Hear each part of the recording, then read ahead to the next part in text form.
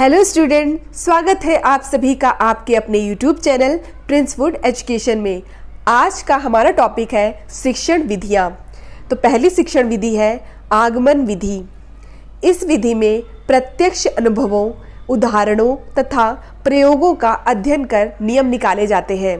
मतलब है कि सबसे पहले उदाहरण, इसके बाद ही नियम निकाले जाते हैं। उदाहरण से नियम की ओर है। कैसी है? उदाहरण से नियम की ओर है। विषय से संबंधित नवीन तथ्यों, नियमों, सिद्धांतों और सूत्रों का उपयोग जो है वो इसी विधि में किया जाता है। सबसे पहले क्या करते हैं? इसमें उदाहरण करते हैं, इसके बाद नियम। तो पहले उदाहरण से नियम की ओर यह विधि है।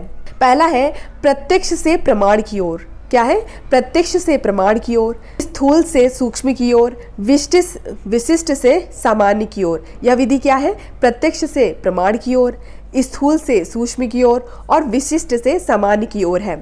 मेन है कि आगमन विधि को हम जानते हैं उदाहरण से नियम की ओर जो विधि है वो आगमन विधि कहलाती है।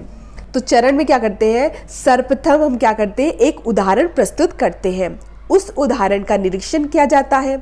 उदाहरण के आधार पर नियम बनाया जाता है जिसे सामान्यीकरण कहते हैं। सबसे पहले क्या करते हैं? हमको जो छोटी कक्षाएं होती थी उसमें सबसे पहले क्या करते थे? पहले उदाहरण बताए जाते थे। उसके आधार पे हम क्या करते थे? उसके आधार पर नियम बनाया जाता था। इसे ही हम सामान्यीकरण कहते हैं। इसके गुण क्या क्या है? यह एक वैज्ञानिक विधि है जिससे बालकों में नवीन ज्ञान को खोजने का मौका उपलब्ध कराया जाता है। यह क्या है? एक वैज्ञानिक विधि है जिसमें क्या होता है कि पहले उदाहरण बता दिए जाते हैं, फिर जो क्वेश्चंस होते हैं उसको अपने हिसाब से करना होता है। ठीक है, उसके नियम कैसे बनाने हैं ये सब बताया जाता है, जिससे क्या होता है? बालक के नवीन ज्ञान का विकास होता है। नेक्स्ट है छोटी कक्षाओं के लिए उपयोगी होती है। यह विधि जो है वो छोटी कक्षाओं के लिए उपयोगी होता है। पहले क्या करते थे? छोटी कक्षाओं में पहले उदाहरण बताते थे, इसके बाद क्या बताते थे? नियम बताते थे। नेक्स्ट है ज्ञात से अज्ञात की ओर। ज्ञात से अज्ञात की ओर और सरल से जटिल की ओर विधि है। नेक्स्ट विधि है निगमन विधि। इस विधि में पहले से स्थापित नियमों व सूत्रों का प्रयोग करके अध्यापक छात्रों को समस्या समाधान करना सिखाते हैं। मतलब इसमें पहले से ही नियम व सूत्र जो होते हैं वो स्थापित होते हैं। पहले से ही नियम व सूत्र होते हैं, बाद में उदाहरण निकाले आते हैं। तो यह विधि जो है वो नियम से उदाहरण की ओर होती है। तो पहला क्या पॉइंट है? नियम से उदाहरण की ओर। दूसरा है सामान्य से विशिष्ट की ओर। ध्यान रखिएगा, यह विधि जो है वो सामान्य से विशिष्ट की ओर है और जो आगमन विधि है वो विशिष्ट से सामान्य की ओर है। सूक्ष्म से स्थूल की ओर, प्रमाण से प्रत्यक्ष की ओर। देखिए, आपको सिर्फ 2 पॉइंट अच्छे से याद रखने हैं कि आगमन विधि में उदाहरण से नियम की ओर जाते हैं और विशिष्ट से सामान्य की ओर जाते हैं। ये 2 पॉइंट्स आपको आगमन विधि में याद रखना है। निगमन विधि में आपको ये याद रखना है कि इसमें पहले से ही नियमों व सूत्रों की स्थापना कर दी जाती है, जबकि आगमन विधि में क्या करते हैं? नियम व सूत्र बनाए जाते हैं। ठीक है, और इसमें पहले से ही स्थापना हो चुकी होती है और यह सामान्य से विशिष्ट की ओर होती है। इसके गुण देख लेते हैं। स्मरण शक्ति के विकास में सहायक होती है, संक्षिप्त और व्यवहारिक विधि है, बड़ी कक्षाओं के लिए उपयोगी होती है। यह विधि कैसी है? बड़ी कक्षाओं के लिए उपयोगी होती है। इसका लेकिन दोष क्या है कि यह स्मरण शक्ति पर बल देती है, मतलब रटने पर यह बल देती है। ठीक है, नेक्स्ट पॉइंट है विश्लेषण विधि। किसी विधान की सूक्ष्मता से परीक्षण करने की क्रिया को विश्लेषण का नाम दिया जाता है। और यह विधि कैसी है? अज्ञात से ज्ञात की ओर है और इसका प्रयोग रेखा गणित में प्रमेय आदि को सिद्ध करने में होता है। अगर आपसे पूछ लिया जाए वह कौन सी विधि है जिसका प्रयोग हम रेखा गणित में प्रमेय आदि को सिद्ध करने में करते हैं, तो वह है विश्लेषण विधि। और यह किससे है? अज्ञात से ज्ञात की ओर है। कैसे है? अज्ञात से ज्ञात की ओर। नेक्स्ट है संश्लेषण विधि। तो संश्लेषण विधि क्या होती है? यह जो है वो निगमन विधि से कुछ कुछ मिलती है और जो विश्लेषण विधि है वह आगमनात्मक विधि जो आगमन विधि है उससे कुछ कुछ मिलती है। संश्लेषण विधि में पढ़ते हैं, इस विधि का अर्थ होता है कि अनेक को एक करना। मतलब कई जो छोटी छोटी चीज़ें हैं उसको क्या कर देना? एक कर देना। और विश्लेषण मतलब क्या होता है कि छोटी छोटी चीज़ों में तोड़ देना। और इसका मतलब होता है कि जो छोटी छोटी चीज़ें हैं, छोटी छोटी चीज़ें जो है उनको एक करना। इस विधियों में कई विधियों का उपयोग करके समस्या समाधान करने पर बल दिया जाता है। इसमें क्या करते हैं, ज्ञात से अज्ञात की ओर जाते हैं। कैसे, ज्ञात से अज्ञात की ओर। उदाहरण क्या है, एक वृत्त की त्रिज्या 9 सेंटीमीटर है, तो वृत्त का क्षेत्रफल, मतलब हमको पता है कि जो वृत्त की त्रिज्या है वो 9 सेंटीमीटर है, आपको वृत्त का क्षेत्रफल निकालना है। ठीक है, तो इसमें ये यूज़ कर लेंगे संश्लेषण विधि। और विधि में क्या करते हैं कि उसमें जो रेखा गणित में प्रमेय होती हैं उनको सिद्ध करने के लिए हम विश्लेषण विधि का यूज़ करते हैं। संश्लेषण विधि जो होती है वो सरल व सुविधाजनक विधि मानी जाती है। ज़्यादातर गणितीय समस्याओं का जो समाधान होता है वो इसी विधि से किया जाता है।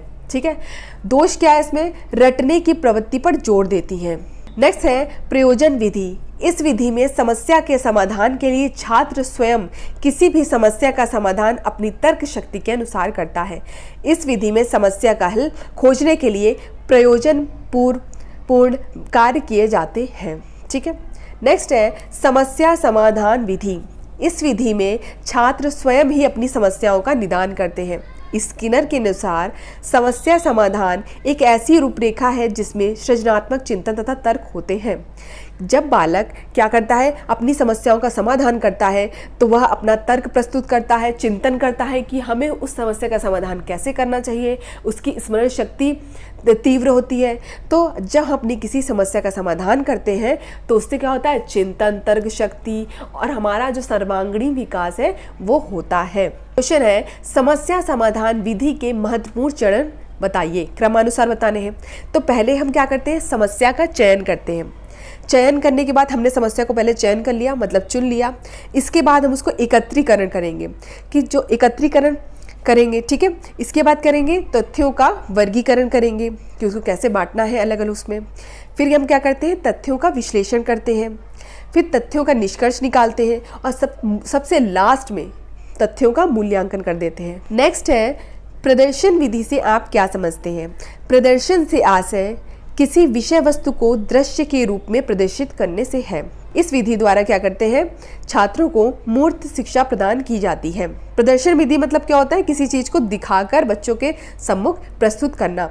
मूर्त शिक्षा मतलब होता है कि किसी भी वस्तु को दिखाकर, किसी वस्तु को अगर हम दिखाकर बच्चों को समझाएंगे तो वो क्या होता है, उससे बच्चे जल्दी सीखते हैं। ठीक है, प्रदर्शन विधि के गुण क्या है, छात्रों की तार्किक शक्ति का विकास होता है। इस विधि में विद्यार्थी स्मृति और कल्पना पर निर्भर रहने की बजाय वस्तु को मूर्त रूप में देखते हैं। मतलब कल्पना नहीं करते कि वो वस्तु ऐसी होगी कि ऐसी होगी, वो जो सामने जो चीज़ देखते हैं तो उनके दिमाग में क्या होती है, वो बैठ जाती है। ठीक है, नेक्स्ट क्वेश्चन है, व्याख्यान विधि से आप क्या समझते हैं। यह शिक्षण की एक विधि है जिसमें शिक्षक सिद्धांतों को मौखिक रूप से प्रस्तुत करता है। इसमें क्या करता है, मौखिक रूप से प्रस्तुत किया जाता है। दोष क्या है कि अध्यापक सक्रिय अवस्था में होता है जबकि जो बालक होता है वो निष्क्रिय अवस्था में होता है। क्यों? क्योंकि व्याख्यान विधि में क्या होता है कि जो अध्यापक होते हैं वो व्याख्यान तो देते रहते हैं, लेकिन बालक क्या होता है, वो सुनता रहता है, तो वो निष्क्रिय अवस्था में होता है, पता नहीं वो सुन भी रहा है कि नहीं सुन रहा। इसलिए इसको क्या कहते हैं, अध्यापक केंद्रित विधि कहते हैं, क्योंकि व्याख्यान विधि में अध्यापक तो सक्रिय होता है लेकिन जो बालक होता है वो निष्क्रिय अवस्था में होता है। नेक्स्ट क्वेश्चन है, व्याख्यान प्रदर्शन विधि क्या है। तो यह विधि भौतिक विज्ञानों के शिक्षण की महत्वपूर्ण विधि है। व्याख्यान प्रदर्शन विधि में दोनों भाषण विधि और प्रदर्शन विधि के गुण शामिल है। भाषण विधि, व्याख्यान विधि तो मैंने आपको बता दी जिसमें अध्यापक सक्रिय है, प्रदर्शन विधि जो करके दिखाई जाती है। ठीक है, गुण क्या है, इस विधि में विद्यार्थी को व्यावहारिक ज्ञान प्रदान होता है। इस विधि में विद्यार्थी का ज्ञान क्या होता है, स्थायी होता है, व्याख्यान प्रदर्शन विधि में। ठीक है, नेक्स्ट क्वेश्चन है, योजना विधि या प्रोजेक्टिव मेथड क्या है। तो योजना विधि का आविष्कार सर्वप्रथम अमेरिकी शिक्षा शास्त्री सर विलियम किलपैट्रिक द्वारा किया गया था। तो योजना विधि के जन्मदाता कौन है, किलपैट्रिक है। ठीक है, और यह विधि प्रयोजनवाद की विचारधारा पर आधारित है। यह विधि किस पर आधारित है, प्रयोजनवाद की विचारधारा पर आधारित है। यह व्यवहारिकता पर बल देती है। ठीक है, आपको बस पहला पॉइंट याद रखना है कि यह योजना विधि के जन्मदाता कौन है, किलपैट्रिक है। यह विधि प्रयोजनवाद पर आधारित है और यह व्यवहारवाद पर बल देती है। 3 पॉइंट याद हो गए। अब 2 डेफिनेशन याद कर लीजिए। प्रोजेक्ट वह उद्देश्यपूर्ण कार्य है जिसे लगन के साथ सामाजिक वातावरण में किया जाता है। प्रोजेक्ट क्या है? एक उद्देश्यपूर्ण कार्य है जिसे हम लगन के साथ करते हैं और सामाजिक वातावरण में करते हैं।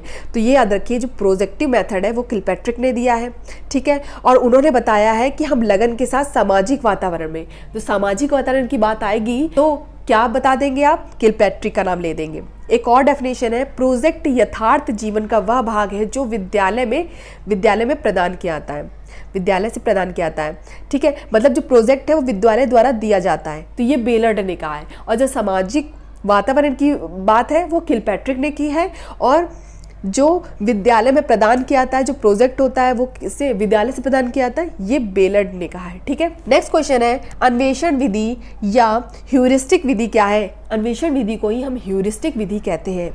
इस विधि की उत्पत्ति ग्रीक भाषा के, पूछा जाएगा जो अन्वेषण विधि है या ह्यूरिस्टिक विधि है उसको किस भाषा से उत्पत्ति हुई है? ग्रीक भाषा से हुई है। भाषा के शब्द किससे हुई है?